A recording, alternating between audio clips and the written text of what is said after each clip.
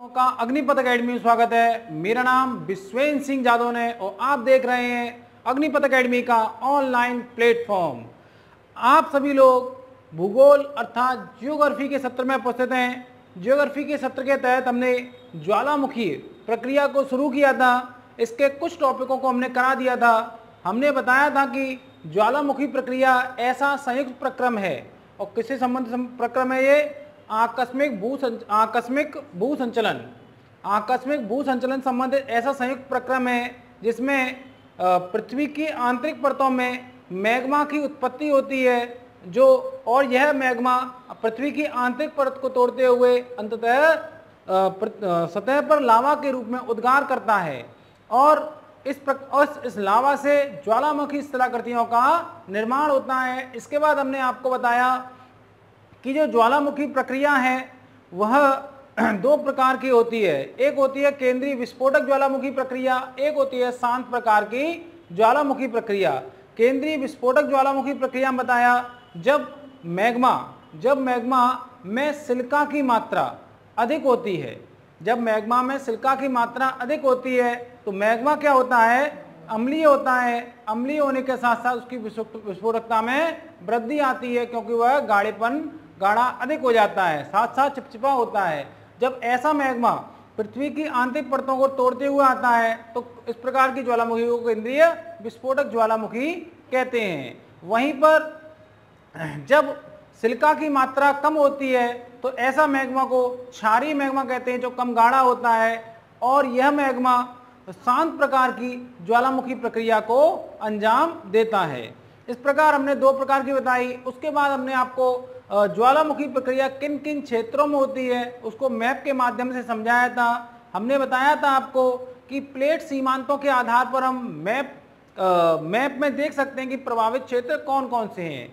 जैसे मैंने आपको बताया मध्य अटलांटिक क्षेत्र जो अपसारी प्लेट सीमांत से संबंधित है।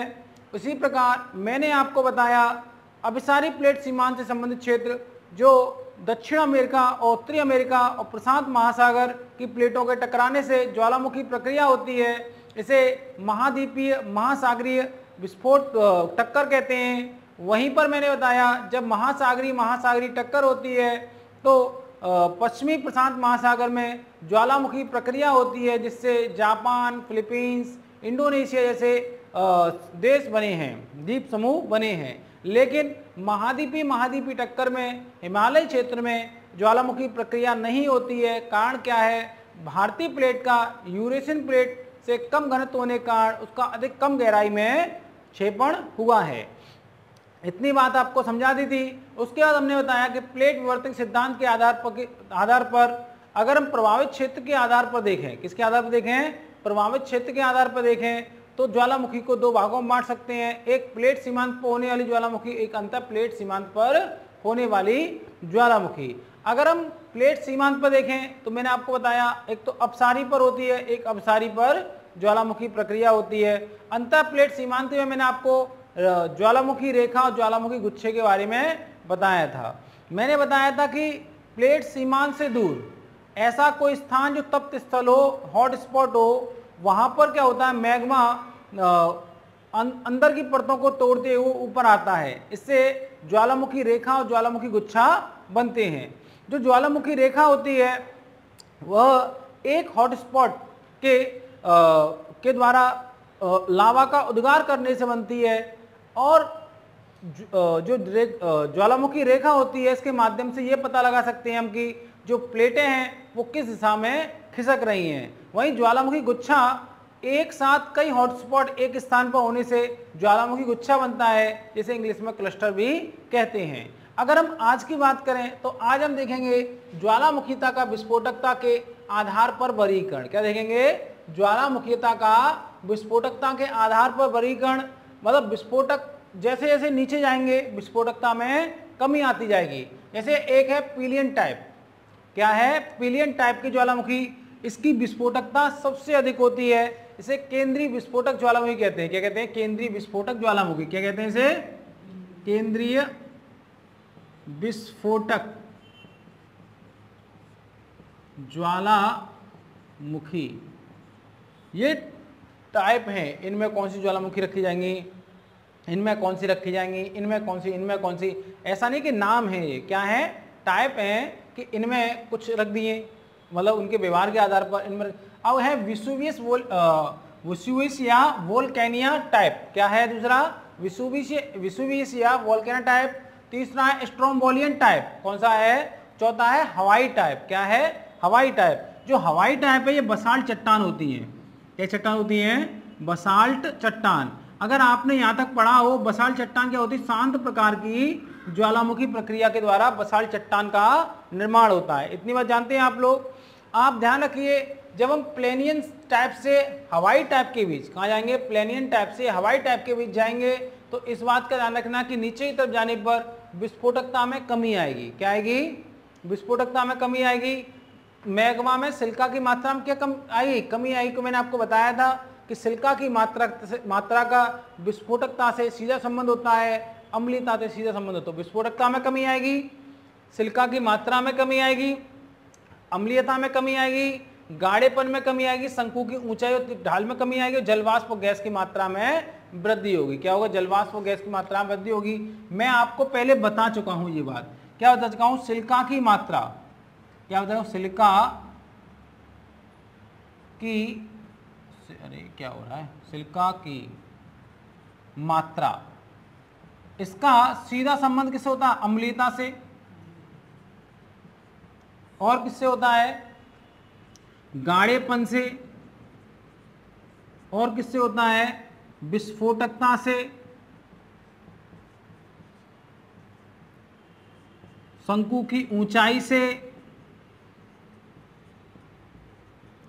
ऊंचाई ढाले की बात होती है, शंकु की ऊंचाई से, गाढ़ेपन से, अम्लीयता से और विस्फोटकता से, इनसे सीधा संबंध होता है। ये बात मैंने आपको कल लिखाई भी थी, दोबारा भी लिखा देता हूं, ये आपको याद रखना है। क्या रखना है, आपको याद रखना है। अब आपको हम अभियांत्रिक ज्वालामुखी के द्वारा कौन कौन सी स्थलाकृतियों का निर्माण होता है ये अब पढ़ाएंगे। देखिए, अब हम पढ़ेंगे अभियांत्रिक ज्वालामुखी स्थलाकृतियां, मतलब जो चट्टान है या पृथ्वी के अंदर की परतें हैं उनके अंदर ज्वालामुखी प्रक्रिया होती है, तो अंदर क्या होता है, ये चट्टानें जम जाती हैं। तो अब अभियांत्रिक आग्नेय चट्टान मैंने कराई थी, अब अभियांत्रिक ज्वालामुखी प्रक्रिया भी कराई थी। तो इसमें होता क्या है कि इनकी अलग अलग आकृतियाँ बनती हैं। इन आकृतियों के आधार पर इनको दो भागों में, कॉन्ड्रेंट और डिस्कॉन्ड्रेंट में बांटा गया है। तीसरा जो भाग है, क्या होता है, जब ये आकृतियाँ इसके अंदर जम जाती हैं तो धीमे धीमे चट्टान का क्षरण होने लगता है, ये फिर ऊपर दिखने लगती हैं, तो पृथ्वी के अंदर बनती हैं और बाहर नजर आती हैं। तो ये और यही होती हैं जो दोनों बाहर नजर आती हैं। लेकिन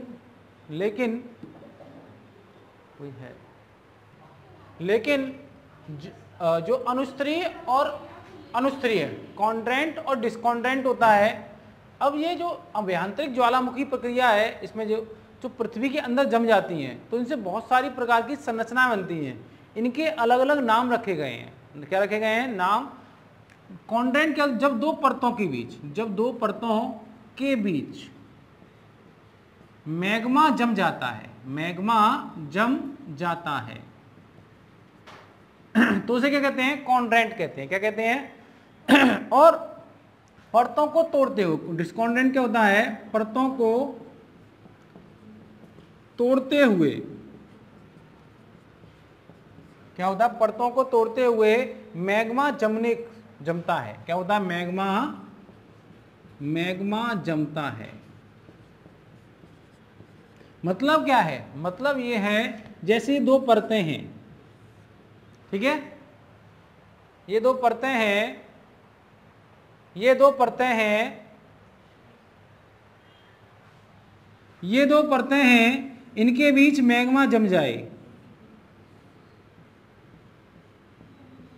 ये दो परतें हैं, इनके बीच मैग्मा जम जाए, तो उसे क्या कहते हैं, कॉन्ड्रेंट कहते हैं। जब मैग्मा ऐसे करके जमे, अब मैग्मा ऐसे ही निकलेगा और उसमें निकलते समय क्या हो, वो निकल ना पाए बल्कि जम जाए, तो उसे क्या कहेंगे, डिस्कॉन्ड्रेंट। क्या कहेंगे, उसे डिस्कॉन्ड्रेंट कहते हैं। और ये तो आपको पता ही, जब ये धीमे धीमे जब चट्टान का घिसाव होता है, हटती चट्टान, तो क्या होता है धीमे धीमे ऊपर आने लगती चट्टानें ये, तो ये क्या होता है जब पृथ्वी के अंदर बनती हैं और बाहर आती हैं तो ये अभ्यंतर चट्टानें फिर बाहर दिखने लगती हैं। इतनी बात समझ में आ गई आपको? अगर इतनी बात समझ में आ गई तो आप इनमें कौन कौन से बनते हैं और इनमें कौन कौन से बनते हैं ये देखने होंगे। तो देखें सिल और सीट, क्या होता है सिल और सीट, सिल और सीट हो गए। एक होता फैकोलिथ, क्या होता है फैकोलिथ, क्या होता है फैकोलिथ होता है। एक होता है लैकोलिथ, क्या होता है लैकोलिथ। एक क्या हो गया फैकोलिथ हो गया, एक लैकोलिथ हो गया, एक होता है लैपोलिथ, क्या होता है लैपोलिथ। लैपोलिथ ये बनते हैं इसमें। और इसमें क्या बनता है, इसमें बनता है एक डाई, क्या बनता है DYE के डाइक, क्या बोलते हैं डाइक। एक होता है बैथोलिथ, क्या होता है इसमें बैथोलिथ।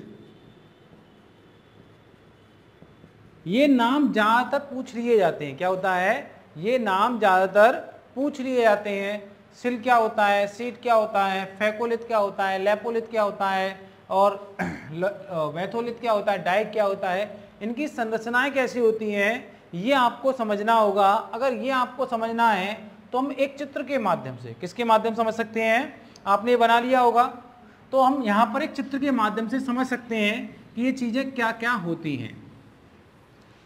अगर हम उस चित्र को देखें तो क्या कहेंगे, एक हम सीधी लाइन खींचते हैं ऐसे करके,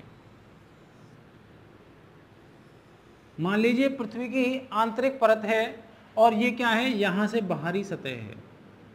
अब अगर कोई मैग्मा बनेगा तो कैसे बनेगा, ऐसे करके उसका शंकु बन जाएगा, ऐसे करके उसका शंकु बन जाएगा।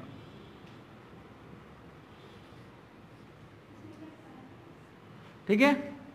अब मैंने क्या बताया, कॉन्ड्रेंट, कॉन्ड्रेंट मतलब क्या होता है दो परतों के मध्य जमता है।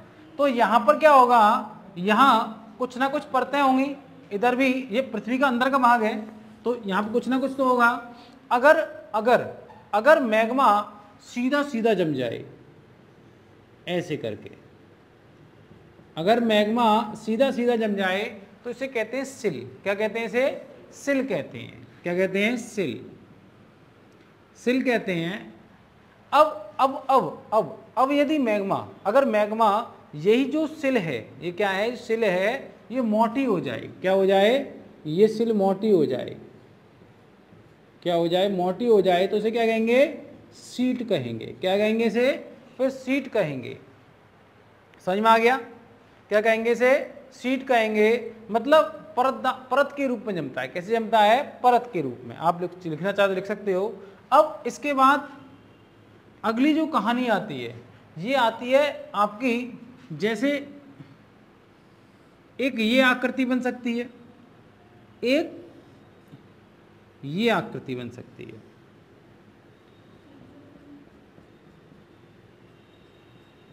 ये जो आकृति गुंबदाकार है, कैसी है गुंबदाकार है। जब गुंबदाकार जमता है तो लैकोलिथ, क्या कहते हैं उसे लैकोलिथ, लैकोलिथ कहते हैं, क्या कहते हैं। और जब तस्तरीनुमा जमता है तो उसे लैपोलिथ, क्या कहते हैं लैपोलिथ। यहां लिख लेना गुंबदाकार, गुंबदाकार।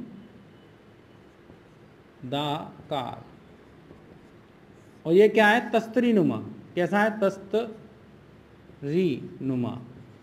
अब याद कैसे रख सकते हैं आप लैपोलिथ को, लैपोलिथ को याद रख सकते हैं लैपटॉप से, कैसे लैपटॉप, लैपटॉप से याद रख सकते हैं। मतलब लैपटॉप भी कैसा होता है तस्तरी ऐसा ही होता है, गुम्बद जैसा तो नहीं थे। लैकोलिथ को लैपटॉप से याद रख सकते हैं। अगर लैपटॉप को लैकोलिथ से तो फिर लैकोलिथ को याद रखने की जरूरत नहीं है, क्योंकि लैको में कंफ्यूज हो गए आप, इसी में तो कंफ्यूज हो गए और किसी में कंफ्यूज नहीं हो गए।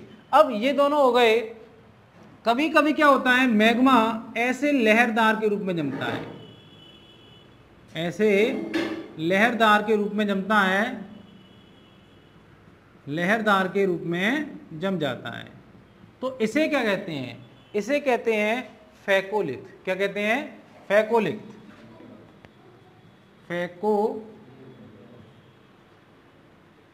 फैकोलिथ क्या कहते हैं इसे, फैकोलिथ कहते हैं। फैको स्पेलिंग भाई, फैकोलिथ,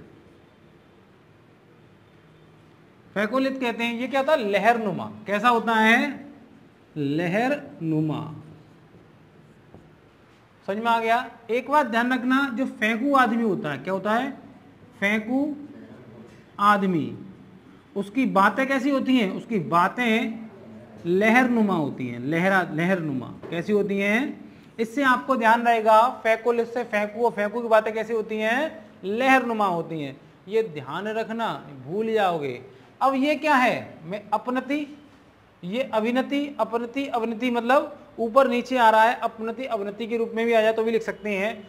और इसे आंख का लेंस, आपने आंख का लेंस देखा, वो भी उभरा हुआ होता है, इसको आंख का लेंस भी कहते हैं। क्या कहते हैं इसे, आंख के लेंस के समान, लेंस के समान। अपनति अविनति होती है, आंख के लेंस के समान भी होती है। इतनी बात समझ में आ गई। कोई दिक्कत इस चीज में, कोई दिक्कत या नहीं? अगर नहीं है तो देखिए, अब मान लो ये इसका आधार है, क्या है ये, इसका आधार है। अब यहां भी तो मैग्मा जम रहा होगा, क्यों भाई, जहां से निकला होगा वहां ठंडा नहीं होगा। अब ये कैसा जम रहा है, ये कॉन्ड्रेंट था, ये दूसरा लिखा है डिस्कॉन्ड्रेंट, वो था। कैसा था ये भाई, ये कैसा जम रहा है, सीधा सीधा जम रहा है भाई, दो परतों के बीच में, क्योंकि यहां से तो मैग्मा निकलेगा तो यहां जम जाएगा, तो क्या दो परतों के बीच में जम रहा है। लेकिन जब दो ऐसे नहीं जम रहा, क्या था, खड़ा हुआ, क्योंकि ये परतों को तोड़ रहा है ना, तोड़ते हुए जम रहा है, तो इसे बोलते हैं बैथोलिथ। क्या बोलते हैं, बैथोलिथ।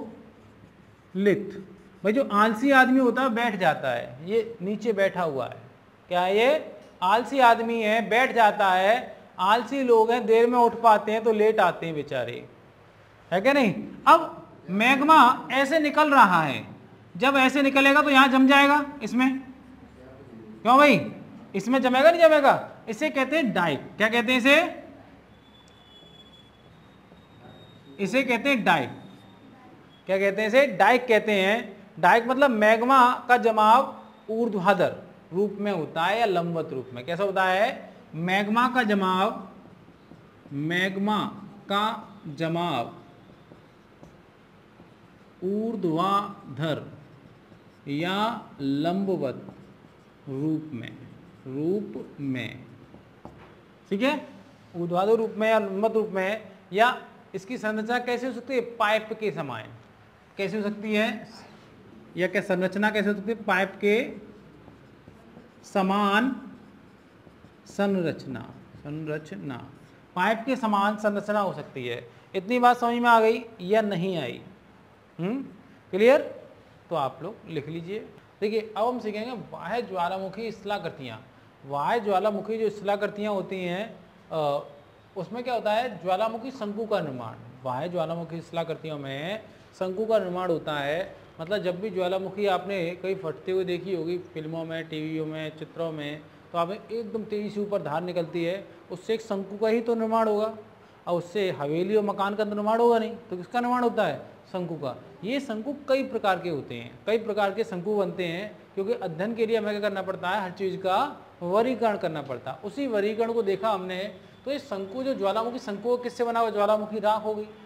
और क्या होगा, चिपचिपा पदार्थ होता है, इसमें पत्थर वत्थर के टुकड़े होते हैं और लावा होता है, पिघला हुआ लावा होता है, दोनों का मिक्स होता है, तो ये तो बनेगा, उससे बनता है। अब ये शंकु है, एक को कहते हैं सिंडर शंकु, एक को कहते हैं कंपोजिट शंकु या परतदार शंकु या मिश्रित शंकु। तीन नाम होते हैं, कुछ भी सकता है, कंपोजिट शंकु, परतदार शंकु या मिश्रित शंकु। एक होता है परपोषित शंकु, एक होता है अम्लीय शंकु। जो सिंडर शंकु होता है ये कम तीव्रता होती है, इनमें क्या होता है, इसमें जो लावा निकलता है कम तीव्रता वाला निकलता है, इसलिए ये सारे शंकु ज्वालामुखी राख से ही निर्मित हैं। इसको इंग्लिश में पायरोक्लास्ट कहते हैं, क्योंकि पेपर में पायरोक्लास्ट ही कर देता है। लेकिन पूछ लेगा, हिंदी पूछेगा नहीं तो वहाँ पर दिक्कत आ जाएगी। अब जो सिंडर शंकु होता है इसकी ऊंचाई कम होती है, क्या होती है, और अगर किसी चीज़ की ऊंचाई कम होगी तो उसका ढाल भी कम होगा। क्या होगा, उसका ढाल भी कम, तो ऊंचाई भी कम होती है और ढाल भी कम होता है। तो ये होते हैं सिंडर शंकु, जिनकी ऊंचाई कम हो, ढाल कम हो। ये चित्र बना हुआ है। अब कंपोजिट शंकु, पर्दा शंकु या मिश्र शंकु, इसी का अध्ययन मेन होता है। इसमें क्या होता है, इसकी ऊंचाई अधिक होती है, ढाल तीव्र होता है। अब ये क्या है, जैसे एक बार क्रिया हुई, क्या हुआ, जैसे आपका यहाँ से क्रिया हुई थी, यहाँ से ऐसे क्रिया हो रही थी लगातार, ऐसे क्रिया हो रही थी, तो एक परत बन गई, ठीक है, फिर ज्वालामुखी रुक गई, फिर दोबारा हुई तो इसके ऊपर ही तो होगी, फिर ऐसे करके हुई, तो क्या हुआ, एक परत बन गई। क्या बन गई, एक परत ये हो गई, एक परत तो ये हो गई आपकी, और दूसरी परत क्या बन गई, ये बन गई, फिर ऐसे ही तीसरी परत बन गई।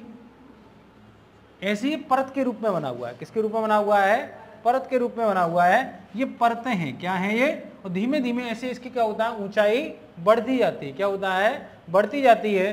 अब ये जो जहां से ज्वालामुखी निकलती है उसे कहते हैं वोल्केनो पाइप, और जो छिद्र होता है इसे कहते हैं ज्वालामुखी छिद्र या वेंट कहते हैं। अब होता क्या है, जहां पर ज्वालामुखी हो रही है, जैसे आपका ये क्षेत्र है, यहाँ पर ज्वालामुखी हो रही है, तो यहाँ पर क्या होगा, इस पाइप से चौड़ा मुंह होगा नहीं होगा, ये इस चौड़े से मुंह को, इसको क्रेटर कहते हैं। क्या कहते हैं, जब यही क्रेटर बड़ा हो जाए और बड़ा हो जाए, इतना बड़ा हो जाए कि एक झील बन जाए पूरी, तो उसे क्या कहेंगे, कोलडार कहेंगे। बहुत बड़ा बृहद रूप, क्रेटर के बहुत बड़े रूप को क्या कहते हैं, कोलडार कहते हैं। क्या कहते हैं, कोलडार कहते हैं। ऐसी एक झील है हमारे यहाँ, जो पहले ज्वालामुखी थी वहां पर, अब ज्वालामुखी प्रक्रिया नहीं होती है, लोनार झील। समझ में आ गया, महाराष्ट्र में वह एक कोलडार झील है। कैसी है, एक तो ज्वालामुखी झील है और दूसरी से क्या कहते हैं, कोलडार कहते हैं। क्या कहते हैं, कोलडार कहते हैं। अब ये परतें बनी थी, यहां पर मैग्मा लगातार निकल रहा था, हो क्या, इन परतों में से भी क्या हो, लावा निकलने लगे, तो यहां पर भी शंकु बन जाएंगे। यही शंकु बने हुए हैं आपके परपोषित। परपोषित माने क्या होता है, जो पहले पोषित था उसमें ही और पोषण करना। तो यहाँ पर क्या होता है, ये निकलने लगते हैं, ये तो शंकु बना ही है, यहाँ भी निकलने लगे। तो ये क्या लिखा है, जब कंपोजिट शंकु की मुख्य नलिकाओं में, मुख्य नलिकाएं हैं ये, में अत्यधिक खिंचाव आ जाए, क्या आ जाए, अत्यधिक खिंचाव आ जाए, और इससे कई उपनलिकाएं का निर्माण हो, इसमें से क्या हो, ज्वालामुखी प्रक्रिया हो और शंकु का निर्माण हो। क्या हो, इससे शंकु का निर्माण हो। तो लिखाने को आवश्यकता नहीं, सेम यही है। इसकी परतों में क्या हो गया, छेद हो गया, और यहाँ से क्या हुआ, अन्य ज्वालामुखी प्रक्रिया हुई, और क्या हुआ, ज्वालामुखी शंकु, छोटे छोटे शंकु बनने लगे। इतनी बात समझ में आ गई। तो ये आपका पूरा अध्ययन था। यदि आप क्रेटर के उदाहरण लिखना चाहें तो लिख सकते हैं आप लोग, कोलडार के, क्रेटर नहीं, कोलडार के उदाहरण लिख लो। लोकटक झील है एक, लोकटक झील, एक है लोनार झील, एक क्या है, लोकटक झील है, एक लोनार झील है, एक पुष्पकर झील है। क्या है, पुष्पकर झील है। लोकटक झील कहां पर है, झील, लोकटक झील कहां पर है, पर कराया था मैंने, एक बार नहीं कई बार कराया है। लोनार झील है महाराष्ट्र में, तमिलनाडु में लोकटक झील कहां से आ गई,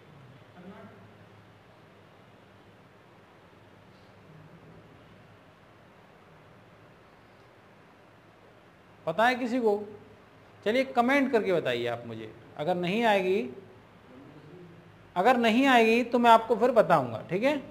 लेकिन मैंने बहुत अच्छी तरह पढ़ाया है। मैंने यही बताया था कि इसमें क्या है, एक तैरती हुई झील है ये। इसमें जो घर बने हुए हैं वो तैरते रहते हैं हमेशा। जम्मू कश्मीर नहीं है, हाची जम्मू कश्मीर में ही नहीं है, और भी जगह हैं। पुष्पकर झील एक क्या है, पुष्पकर झील ये राजस्थान में है। कहाँ पर है, राजस्थान में है। अच्छा, अब अगर पूछ ले आपसे कोई विशालतम क्रेटर कौन सा है, तो लिखा है सुमात्रा का टोबा झील। क्या है, सुमात्रा का टोबा झील सबसे बृहद क्रेटर, सुमात्रा का टोबा झील। अब हम करेंगे अम्लीय या शंकु लावा। क्या करेंगे, अम्लीय या, देखिए अब क्या है आपका अम्लीय शंकु को देखते हैं। तो अम्लीय शंकु कैसे बनते हैं, जब अम्लीय मैग्मा पृथ्वी की आंतरिक परतों को तोड़ते हुए सतह पर आता है तो अम्लीय शंकु का निर्माण होता है। अम्लीय शंकु भी कई प्रकार के होते हैं, जैसे एक है स्तंभ रूपी अम्लीय शंकु, इसे क्या कहते हैं, प्लग डोम। जैसे स्तंभ के रूप में अगर लावा का जमाव हो जाए तो उसे क्या कहेंगे, प्लग डोम कहेंगे। अगर गुंबदी रूपी अम्लीय शंकु अगर गुंबद के रूप में कैसे हो जाए, गुंबद के रूप में हो जाए तो एक क्यूमल डोम कहते हैं। लेकिन क्या होता है, कभी कभी क्रेटर में, कभी कभी क्रेटर जो बना हुआ है ये, इसमें एक शंकु और छोटा सा बन जाता है। क्या बन जाता है, एक छोटा सा शंकु ये बन जाता है। ये छोटा सा शंकु बन गया है, इसमें ये बन गया ना छोटा शंकु।